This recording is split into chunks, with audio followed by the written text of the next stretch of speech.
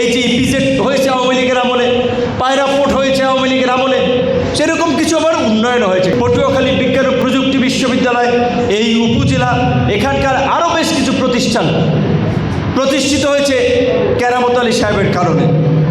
এলাকার যদি একজন গুরুত্বপূর্ণ মানুষ থাকে, ব্যক্তিগতভাবে আপনি বেনিফিটেড সরাসরি না হলেও এলাকার মানুষ বৃহত্তরভাবে উপকৃত হয়, এলাকার উন্নয়ন হয়।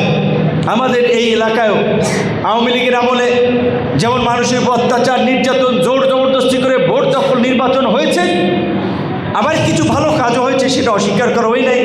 এই যে ইপিজেড হয়েছে আওয়ামী লীগের আমলে, পায়রা পোর্ট হয়েছে আওয়ামী লীগের আমলে, সেরকম কিছু আবার উন্নয়ন হয়েছে। কারণ প্রতি বছর জনগণ ভ্যাট দেয়, ট্যাক্স দেয়, যেই টাকায় রাষ্ট্রের উন্নয়ন হয়।